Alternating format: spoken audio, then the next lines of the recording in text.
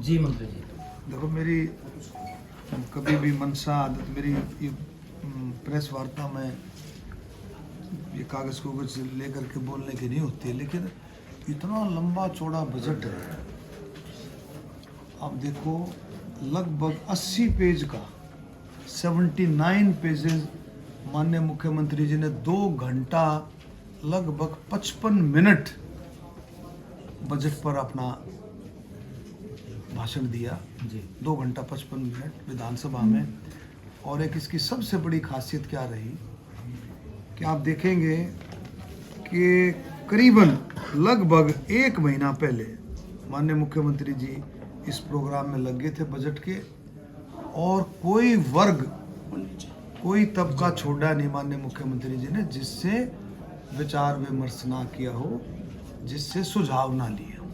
सभी से सुझाव लिए, किसानों से सुझाव लिए, युवाओं से सुझाव लिए, खिलाड़ियों से, आपके व्यापारियों से, आपके इंडस्ट्रियलिस्टों से, सबसे माननीय मुख्यमंत्री जी ने सभी से जो है जा करके भी सुझाव लिए। अलग अलग जिलों में पहुंच करके माननीय मुख्यमंत्री जी ने सुझाव लिए।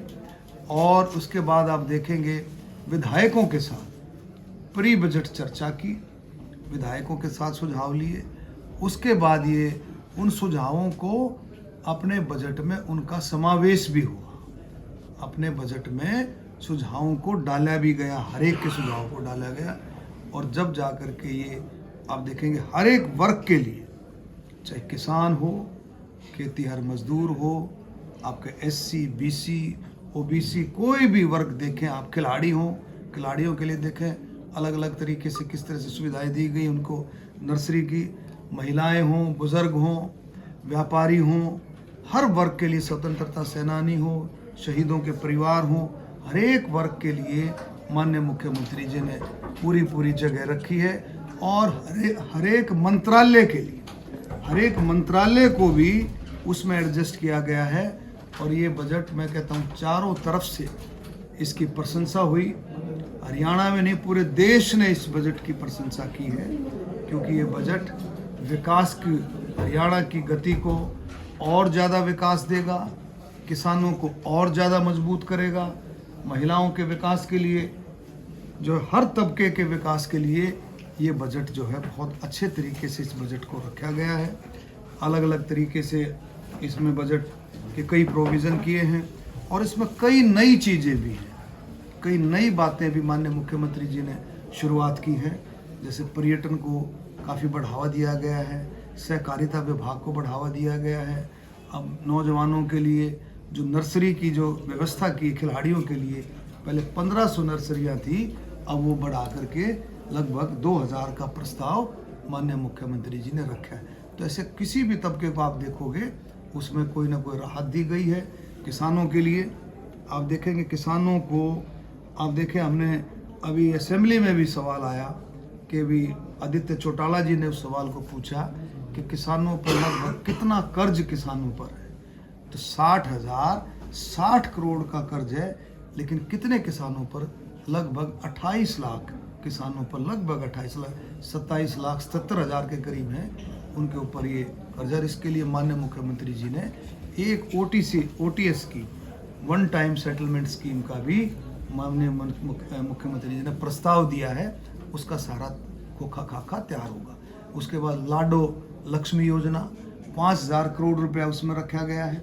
जितने भी संकल्प पत्र में जो बातें थी उनको पूरा करने की पूरी कोशिश की गई है कि उसको समय रहते हुए जो संकल्प में भारतीय जनता पार्टी का जो संकल्प पत्र था चुनाव से पहले, उसको भी कंप्लीट करने की पूरी कोशिश की गई है इस बजट में। जी लाडो योजना के लिए 5,000 करोड़ का बजट में प्रावधान तो किया गया मंत्री जी, लेकिन उसकी कब से लागू की जाएगी उसका तारीख नहीं बताएंगे? देखिए, ऐसा है, 5,000 करोड़ रुपया का प्रोविज़न माननीय मुख्यमंत्री जी ने इसमें रखा है। लाडो लक्ष्मी योजना, ये हमारे संकल्प पत्र में जो चुनाव से पहले ये बात रखी गई थी कि 2100 रुपया महिलाओं को दिया जाएगा। उसमें सारा प्रशासन जो है, प्रशासन इसमें सारा तैयार करेगा, सारी आउटलाइन तैयार करेगा, और उसके बाद जल्दी से जल्दी इस योजना को, मैं कहता हूँ कि आपको वो कितनी जल्दी, तो इसमें मैं यही कहूँगा कि जल्दी से जल्दी ये योजना आपके सामने आ जाएगी लागू। सर, बजट से गोहाना को कितना फायदा मिलने वाला, क्योंकि मंत्री भी आप है, आपका फायदा कितना होगा इस गोहाना के? ये आपने देखा ना कि इसमें को पर्टिकुलर आपको जो पर्टिकुलर गोहाना को क्या मिलेगा। अब जैसे सड़कों के लिए किया गया, सड़कों में कंस्ट्रक्शंस के लिए सड़कें पीडब्ल्यूडी डिपार्टमेंट के अंदर हमारे अंडरपास, फ्लाईओवर, जो ओवर ब्रिजेस हैं, रेलवे विभाग केंद्र का और पीडब्ल्यूडी विभाग दोनों मिलकर के इसको हरियाणा सरकार और केंद्र सरकार दोनों मिलकर लगभग 48,800 करोड़ का बजट जो पीडब्ल्यूडी डिपार्टमेंट का, उसमें सभी का समावेश हो जाता है कि वो क्या क्या पर्टिकुलर किसी का ये नहीं होता कि भी फलाने उसके लिए क्या करा, फलाने उसके लिए क्या करा। एक समावेश है बजट का, उसमें बजट का मतलब एक प्रोविज़न है कि इतना प्रोविज़न बजट के लिए किया गया है। और उसमें निश्चित तौर पर मैं कह सकता हूँ कि जो हमारे गोहाने की जो मांग थी, एक तो मांग थी फाटक मुक्त गोहाना और एक मांग थी वो उसका हमारा वेस्टर्न बाईपास जो जाम मुक्त गोहाना, उन दोनों को हम प्रोविज़न में इसमें ले लेंगे। दूसरा गोहाने को जो मिला है सबसे बड़ी चीज़, एक तो गोहाने का ये जो 4 लेन है तो काम चला हुआ है, लेकिन जल्दी से जल्दी इस 4 लेन का काम भी गोहाना सोनीपत वाला ये काम जल्दी से जल्दी कंप्लीट हो। बीच बीच में ये रुका, इसका माननीय मुख्यमंत्री जी ने बाकायदा इसकी घोषणा की है, इसकी घोषणा की। मैंने मुख्यमंत्री जी से मिला था, माजी काम में बड़ी डिले हो रहा है, इसका सिस्टम ऐसा बनाएं जल्दी से जल्दी इस काम को पूरा हो, इसकी भी घोषणा की। और एक ESI डिस्पेंसरी या हॉस्पिटल के लिए वो देखेंगे, उसके लिए भी एक प्रोविज़न किया गया है कि गोहाना में हम जगह देंगे, अगर वो डिस्पेंसरी खोलना चाहें या हॉस्पिटल खोलना चाहे कोई छोटा, तो उसका भी प्रोविज़न गोहाना में। तो गोहाना की जो भी समस्या है, गोहाना की जितनी भी समस्याएं सारा है। अब आप हमारे गांव में किसी गांव में एक सबसे बड़ा काम जो माननीय मुख्यमंत्री जी ने किया है, जिसमें आप जो सब उसको ऐड कर सकते हैं कि 6 महीने के अंदर सभी हरियाणा की सभी सड़कों की जो टूटी हुई हैं, जो रिपेयर मांग रही हैं, जो वाइडनिंग मांग रही हैं, 6 महीने के अंदर हरियाणा की सभी सड़कों को दुरुस्त किया जाएगा। ये टाइम लिमिट माननीय मुख्यमंत्री जी ने प्रस्ताव किया है विधानसभा में। मंत्री जी, एक सवाल लगातार बनता है कि पश्चिमी बाईपास के लिए पहले भी स्वैच्छिक स्वीकृति की बात की गई थी, अभी भी वही बात है, क्या ये रिक्वायरमेंट के द्वारा नहीं ली जा सकती? देखिए, इसमें कई तरह की बातें हैं, लेकिन मैं इतना ही कहूँगा कि इसको पश्चिमी बाईपास को पूरी कोशिश करेंगे कि इसको हम किसी न किसी तरीके से कंप्लीट कराएं। इसमें हम केंद्र का भी योगदान ले सकते हैं, हम इसमें कई चीज़ें हैं, इसमें थोड़ा सा इंतज़ार करें कि हम किस तरह से इसको पश्चिमी बाईपास, क्योंकि जो एक्वायर करने की बात है, किसानों से भी बातचीत प्रशासन ने अपने तरीके से बातचीत की है, तो इसमें आप बिल्कुल, मुझे भी चिंता है, आपको भी सबको चिंता है कि ये काम होना चाहिए। डॉक्टर साहब, मुख्यमंत्री जी ने घोषणा करी है गोहाना में इंडस्ट्री एरिया की बात करी है, तो ये प्रोजेक्ट कैसे कब तक पूरा हो जाएगा? इंडस्ट्री एरिया की बात सीएम साहब ने करी। देखिए, ऐसा है, जो घोषणाएं होती हैं, कोई भी घोषणा, उसमें समय भी लग सकता है, जल्दी भी होती हैं, वो प्रस्तावित होती है। तो माननीय मुख्यमंत्री जी ने जो बात कह दी, वो जल्दी से जल्दी जहाँ के लिए करी है, जो IMT जहाँ बननी है, तो कंप्लीट हो।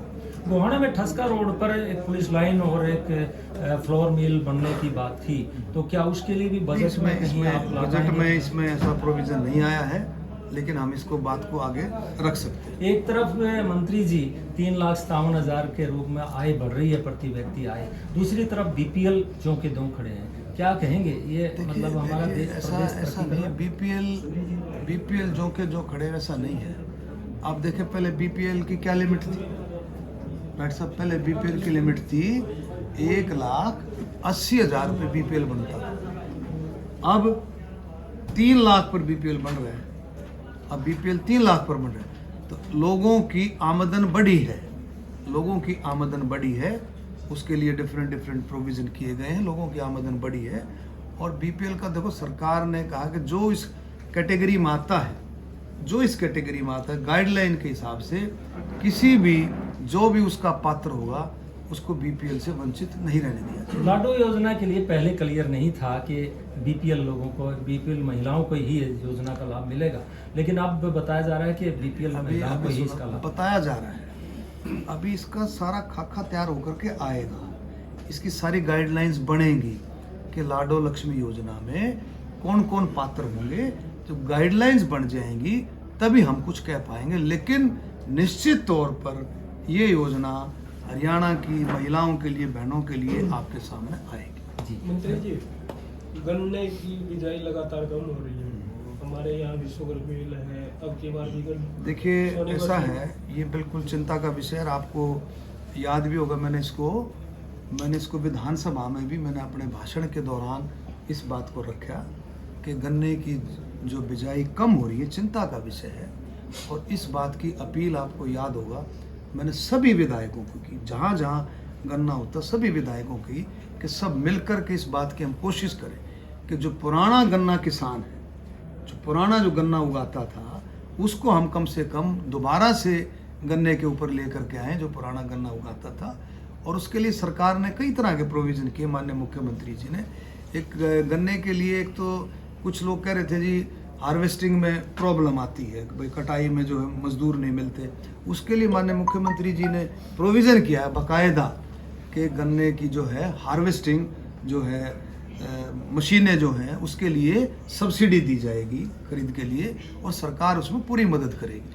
और भी जो अलग अलग तरीके के प्रोविज़न जो हम करेंगे, हम चाहते हैं भी कमेटियाँ भी बने, आपस में सारे कार्यकर्ता भी मिल करके इस तरीके की बात करें। मैंने तो आपको ये था कि जब मैं शुगर मिल के लगभग हर एक शुगर मिल का मैंने पिराई सीजन में उसका शुरुआत कराई है, और वहाँ मैंने पर्सनल तौर पर वहाँ पर अपील की कि भी जो किसान पहले गन्ने के साथ जुड़े हुए थे, गन्ने की बिजाई के साथ जुड़े थे, दोबारा से वो गन्ने की फसल के लिए दोबारा से वो आए। मंत्री जी, गोहाना की जलेबी फिर से बजट में काफ़ी चर्चा में आई, क्या कहेंगे? देखिए ऐसा है, देखो मैंने तो उसमें अपने अभिभाषण में जो राष्ट्रपति गवर्नर साहब के अभिभाषण में मैंने जो बात रखी गोहाने की, देखो गोहाने की जलेबी ने, इसमें कोई शक नहीं है, इसमें कोई शक नहीं। माननीय मुख्यमंत्री जी ने जलेबी तारी, जलेबी गोहाना में नहीं तारी, हरियाणा भवन में भी जलेबी तारी। तो जलेबी का एक ऐसा प्रोविज़न बना है, एक ऐसा लगाव बना है लोगों के साथ। आप देखें दिल्ली में सरकार बनी, उसमें जलेबी घुस करके बैठी है, महाराष्ट्र में बनी उसमें बैठी है, अब आप बिहार में देख लेना, बिहार में भी आप कहोगे डॉक्टर साहब मान के बिल्कुल आप ठीक कह रहे थे। तो जलेबी का माननीय मुख्यमंत्री जी से और हरियाणा से तो हमें खुशी होनी चाहिए कि हरियाणा की जब बात आती है तो गोहाना की बात भी आती है, और गोहाना की जलेबियों की बात भी आती है।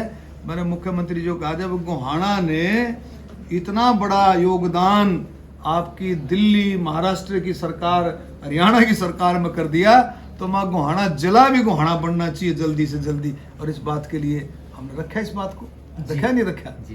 फिर डॉक्टर साहब, एक बड़ा आरोप आपने कांग्रेस पार्टी पे लगाया था, जब चुनाव से पहले से रोहतक की बात करो या सोनीपत की बात करो, फित्ता लेकर भर्ती करते रहते हैं। तो ये तो देखो सुनो, ये तो विधानसभा में कितनी बार ही उठ लिया, कितनी बार उठा है, आप देखो कितनी बार उठाया विधानसभा में। कितने अभी जो 2008 में जो भर्ती हुई थी वो मुद्दा उठा, जो इंस्पेक्टर्स की भर्ती हुई थी 2008 में वो मुद्दा उठा, हाईकोर्ट ने उसको ऑब्जर्वेशंस दी अपने हिसाब से। तो ये इसमें तो निश्चित तौर पर देखो, ये तो युवा जो है, युवा हरियाणा का जो युवा जो पारदर्शिता में विश्वास करता था वो टूट करके बीजेपी में पड़ा है, टूट करके जिसे कहते हैं। सरकार आई है, युवाओं का विशेष योगदान है, उनको पता था भी ये सरकार आएगी तो इसमें पारदर्शिता मिलेगी, साफ सुथरी रिक्रूटमेंट्स होंगी, भर्तियां होंगी, तभी उस नौजवान साथियों ने मिलकर के इस बात को किया है और इसको सिद्ध भी किया है। माननीय मुख्यमंत्री जी ने सिद्ध भी किया। आप एक बात बताओ, सच्चाई है ये 24-25 हज़ार जो भर्तियां हैं, अगर मान लो कोई और सरकार बाय द वे आ जाती तो क्या 24-25 हज़ार भर्तियों का मिलता? बिल्कुल नहीं, ये रद्द होती, ये 100% रद्द होती, दोबारा से इसकी प्रोसेस होती। लेकिन माननीय मुख्यमंत्री जी ने पहले अनाउंस कर दिया था कि भारतीय जनता पार्टी की सरकार आने पर तुरंत इन नौजवानों को, लगभग 25,000 के करीब नौजवान थे, इनको नियुक्ति पत्र दिए जाएंगे। मंत्री जी आज बार बार विपक्ष जो है वॉकआउट करता रहा विधानसभा में। देखिए ऐसा है, देखो विपक्ष हर जगह ये बात होती है। अब कहते हैं जी प्रश्नकाल में जवाब छोटे आते हैं, ठीक से नहीं आते। विपक्ष का काम टीका टिप्पणी का तो है ही, लेकिन विपक्ष से एक बात और भी चाहता है कि भी जो उनके मन में है वही बात सरकार की निकल करके आए। कि विपक्ष क्या सुनना चाहता है, विपक्ष जो उसके मन में है वो बात कैसे सरकार, तो जो बात जायज़ होगी, जो पॉलिसीज़ के हिसाब से होगी, जो गाइडलाइंस के हिसाब से होगी, वही तो बात सरकार करेगी। लेकिन विपक्ष ये चीज़ सुनना नहीं चाहता। विपक्ष अपने हिसाब से सिस्टम बनाता है। जब गवर्नर का अभिभाषण हुआ कि उसका जवाब दिया माननीय मुख्यमंत्री जी ने, उसमें भी मुख्यमंत्री जी लगभग 2 घंटा 40 मिनट के 50 मिनट बोले, विपक्ष वॉकआउट कर गया। वो सुनने की उनकी हिम्मत नहीं थी। अपनी बात भी रखी जाएगी, अपने गाइडलाइंस भी रखी जाएंगी, अपने योजनाएं भी बताई जाएंगी, हमने क्या क्या काम किया वो भी बताया जाएगा, आगे हमारा क्या विजन है वो भी बताया जाएगा। तो विपक्ष में कहाँ सुनने की, आपने देखा विपक्ष उठ के चला गया, सारा विपक्ष उठ के चला गया। प्रतिपक्ष का नेता नहीं होने का आप क्या कहेंगे? प्रतिपक्ष वो उनका अपना इंटरनल मामला है आज विशव, लेकिन अच्छी बात यह है, एक हेल्दी प्रोसेस ये है कि नेता प्रतिपक्ष होना चाहिए। एक हेल्दी प्रोसेस जिसमें अपनी बात रख सके, बात सुन सके, एक लीडरशिप की जो बात है वो नेता प्रतिपक्ष जरूर होना चाहिए। मंत्री जी आपकी बात सभी सुनते हैं और आज विश्व जल दिवस है, संकट है पानी का, आप क्या संदेश देना चाहिए? देखिए पानी एक ऐसी चीज़ है, जल जो ऐसी चीज़ है कि जिसको हमें संचित करना चाहिए, बचाना चाहिए। जो कि आपने देखा है हमारी जो धरती माँ है सारा लिमिटेड है। आज वाटर लेवल कितना नीचे जाता जा रहा है, इस बात पर हम सबको मिलकर के चिंता करनी चाहिए। और जिस भी तरीके से, और एक ये जो है आह्वान के साथ साथ एक मुहिम भी चलनी चाहिए कि जिस तरीके से हम जहाँ भी हैं, मैं फिर हमेशा ये कहता हूँ हर एक नागरिक का इसमें अपना अपना योगदान है। जब मोदी जी बात करते हैं विकसित भारत, 2047 का भारत, विकसित भारत, मैं कहता हूँ हर एक नागरिक का कुछ एक हो सकता है, कुछ एक इस बात को कम ध्यान करते हो भाई मेरा क्या योगदान रहेगा। हर एक का योगदान है, हर एक नागरिक का योगदान है विकसित भारत में। हरियाणा का अपना योगदान है, स्टेट का, हरियाणा वासियों का अपना योगदान है। आप देखें हमारे को अपने अधिकारों के साथ साथ अपने कर्तव्यों का भी पालन करना है। अगर हम अधिकारों के साथ साथ कर्तव्यों का पालन भी करते चले जाएंगे तो आपको अपने आप महसूस होने लग जाएगा कि भाई विकसित भारत, विकसित हरियाणा में मेरा भी योगदान है, हर एक का योगदान है। इसलिए मैं अपील करता हूँ इसकी जल संचित वाली, इसमें सब मिलकर के इसको मुहिम को आगे बढ़ाएं। और मोदी जी का ये संकल्प, हर घर नल से जल, हर घर नल से जल, हर घर नल से जल, स्वच्छ जल, ये मोदी जी की मुहिम है। इसमें हम धीरे धीरे आगे बढ़ते जा रहे हैं और कामयाबी मिलेगी। एक आखिरी सवाल, मेक इन हरियाणा की पहल की है हरियाणा सरकार ने, मेक इन हरियाणा की, मेड इन इंडिया की तरह मेक इन हरियाणा की पहल की है, उसके ऊपर क्या? देखिए आपने अगर सूरजकुंड मेला आपने देखा तो आपको पता लगता कि हरियाणा कहाँ स्टैंड करता है छोटी छोटी चीज़ों में। क्राफ्ट मेला था, कोई बड़ी चीज़ नहीं, क्राफ्ट मेला, लेकिन विश्व का सबसे बड़ा क्राफ्ट मेला था, 38वां क्राफ्ट मेला। और 2014 के बाद उसकी छटा, उसकी सुंदरता इतने गजब की रही है कि आप देखो अब की बार 44 देश उसमें शामिल हुए, 44 कंट्री, 7 कंट्री तो उसके थीम पार्टनर थे, 2 स्टेट थीम पार्टनर थे। और अब की बार आपको खुशी होगी कि 13 लाख के फुटफॉल को हम 18 लाख लेंगे। मेरा ख्याल गुहाने के लिए एक अच्छी बात कर रहा हूँ मैं, गुहाने का शायद कोई गांव नहीं बचा होगा जहाँ से लोग निकल करके ना आए हो जो सूरजकुंड मेले में ना। उस मेले को अगर आप देखते हैं तो उस मेले का भी विकसित भारत में, विकसित हरियाणा में तो है ही है, विकसित भारत में कितना बड़ा योगदान। आप छोटी सी चीज़ देखें, सिर्फ छोटे से एक जेल डिपार्टमेंट ने क्राफ्ट के काम पर जो वुडन वर्क किया, जो लकड़ी का काम किया, उसका रेवेन्यू मात्र 13-14 दिन में, क्योंकि मेला सिर्फ 16-17 दिन का था, 1-2 दिन तो उनका बेचारा को अपना सामान समून जचाण में लग जाते हैं, एक आध दिन पहले शुरू कर देते हैं। मात्र 13-14 दिन में 2 करोड़ रुपए के, लगभग 2 करोड़ रुपए का रेवेन्यू था जेल डिपार्टमेंट का। इतनी अच्छी कारीगरी उन्होंने वुडन वर्क पे दिखाई। आप देखते तो आप कहते कि ये कारीगरी तो इंटरनेशनल लेवल की कारीगरी थी। कितना लोगों ने पसंद किया उसको, छोटे छोटे सामानों को 2 करोड़ का रेवेन्यू दे दिया। तो ये सारी चीजें हरियाणा का जबरदस्त योगदान इसमें रहने वाला है। अच्छा, पूर्व मुख्यमंत्री जो खट्टर साहब हैं, उन्होंने बड़ा त्याग किया है, अपनी पुश्तैनी जमीन प्रधानमंत्री राज कोष में पुश्तैनी मकान और लाइब्रेरी के लिए दिया है। देखिए, हम इस बात का स्वागत करते हैं माननीय पूर्व मुख्यमंत्री और हाल में हमारे कैबिनेट मंत्री माननीय मनोहर लाल जी का, कि उन्होंने इसमें कोई शक नहीं है कि भाई पूरा हरियाणा इस बात का स्वागत करता है कि उन्होंने अपनी पुश्तैनी ज़मीन लाइब्रेरी के लिए दी थी और अपनी और जो है वो प्रधानमंत्री कोष में दी है। सभी इस बात का स्वागत करते हैं और इसमें कोई शक नहीं। माननीय मनोहर लाल जी एक त्याग की जो है एक बहुत बड़ा जीता जागता उदाहरण है, और हम सभी को जिस तरह से माननीय मुख्यमंत्री मनोहर लाल जी ने जो रास्ता अपनाया है, छोटा थोड़ा सा त्याग कर करके हम भी अपना योगदान देश के लिए, स्टेट के लिए आगे करें तो बहुत अच्छा। गोहाना को नए जिला अध्यक्ष मिले हैं सर, क्या कहेंगे? जिला बैठे आपके सामने, बढ़िया जिला अध्यक्ष है, किसान परिवार से है, डाउन टू अर्थ है, नौजवान है, क्षमता बढ़िया क्षमता है, नौजवानों को जोड़ेगा। हम स्वागत करते हैं पार्टी का, बढ़िया जिला अध्यक्ष है भाई, बढ़िया। और हमारे मंडल अध्यक्षों का स्वागत करते हैं, ऐसे नौजवान हमारे मंडल अध्यक्ष हैं, पुराने मंडल अध्यक्ष हमारे टॉप के थे, नए भी, और अब कार्यकारिणी बढ़ेगी बढ़िया तरीके से, खूब अच्छे। इनका हर एक इलेक्शन में इन सब का योगदान है, पार्टी के कार्यकर्ताओं को और कार्यकर्ताओं को जोड़ने में सबका योगदान है। मैं मोहन लाल बड़ौली जी का, माननीय मुख्यमंत्री जी का और मनोहर लाल जी का, सभी का मैं धन्यवाद करता हूं कि इन्होंने ऐसा हमारे को सारी। सर, पर्यटन विभाग और उसको सहकारिता विभाग को अब की बार बजट ज्यादा मिला। देखिए, तो पर्यटन में देखो, सुन अभी इतना पर्यटन बोलते मैं समझ गया।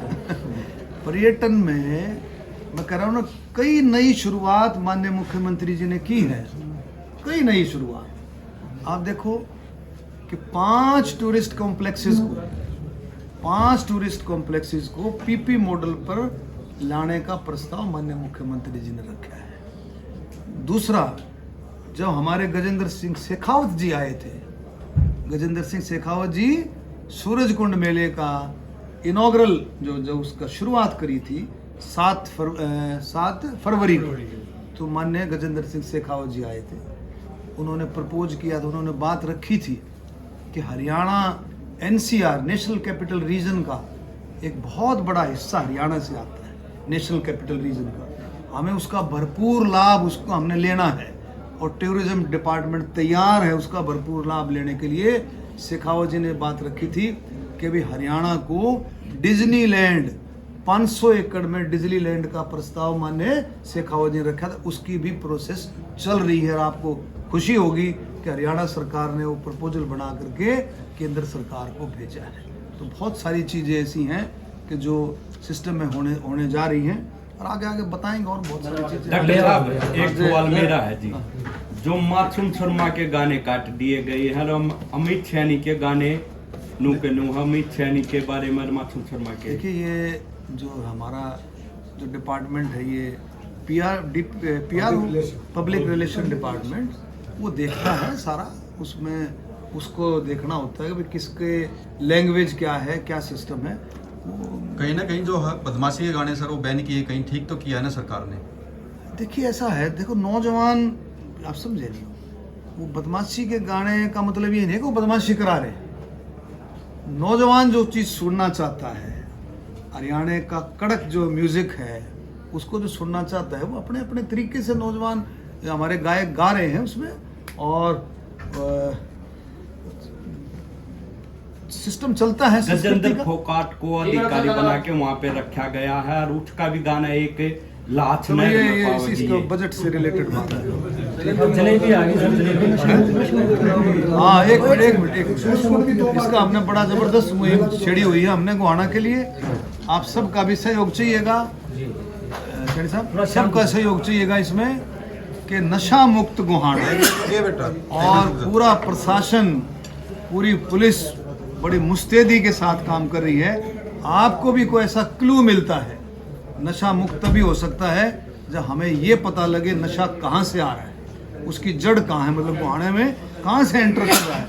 तो आप सबसे मेरी अपील है और नौजवानों से भी मेरी अपील है कि सब मिलकर के इस मुहिम में हिस्सा लें और नशा मुक्त हरियाणा तो है ही, लेकिन नशा मुक्त गोहाना हम इसकी शुरुआत करके इसको बहुत बहुत धन्यवाद।